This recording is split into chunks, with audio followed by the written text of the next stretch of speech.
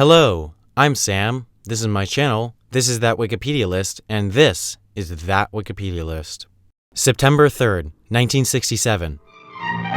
Sweden decides to switch from left to right. Swedish motorists, accustomed to left side of the road driving, join the growing trend throughout Europe to cross over to right side traffic flow. That was a crazy day for Sweden. Prior to 1967, Sweden, much like many other European countries, drove on the left. Most countries in the world, in fact, began driving on the left because that's how carriages did it, and carriages did it that way because that's how horses did it. The rule started in the first place because back in the old days, most would brandish their sword on their right side. So when riding, they wanted to be able to respond to an oncoming attacker on the right side. Archaeological evidence proves that left side riding was the norm throughout much of the ancient world. The shift to right side riding came when freight wagons got larger. As trade became more common, demand grew, so teamsters, the old term for wagon drivers, started adding more and more horses to pull heavier and heavier loads. There weren't seats on these wagons, so teamsters just sat on a horse.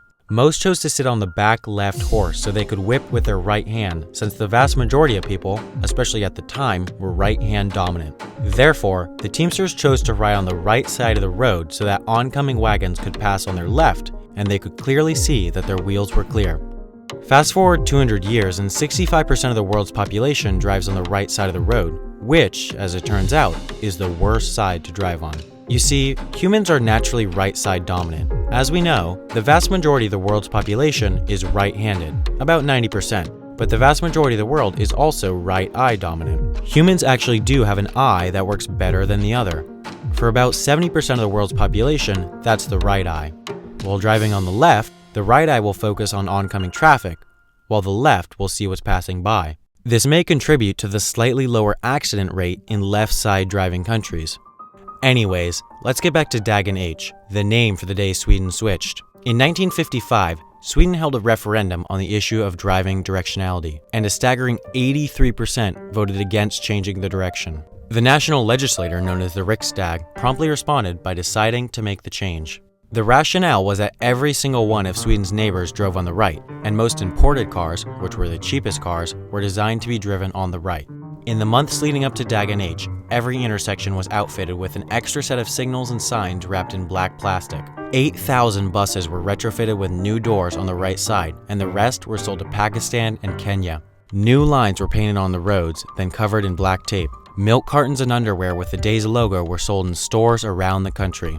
Contests were held for songs about the change, then finally, on September 3rd, 1967, at 3 p.m., the law switched, and the entire country had one enormous traffic jam as drivers slowly inched across the white line to get to the new normal. No one died that day on Swedish roads.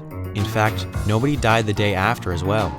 There were only 125 collisions compared to the average of 164. It seemed that the switch worked. However, by 1969, collision rates were back to normal.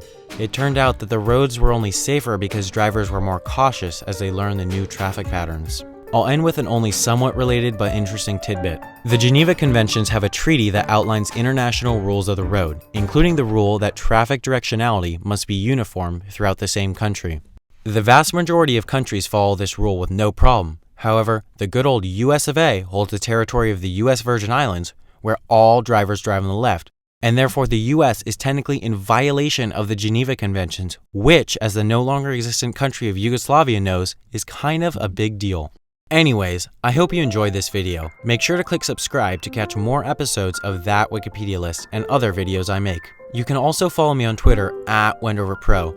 Additionally, you can check out my last video on the secret symbol that stops you from copying money here, or watch an old video of mine on space law here. Lastly, I think it's worth mentioning that I've been putting out videos far less frequently recently. I work seasonally in outdoor recreation, and summer is a really big time for that, so I just don't have as much video making time. Once mid-August rolls along, I'll be back to releasing videos almost every week.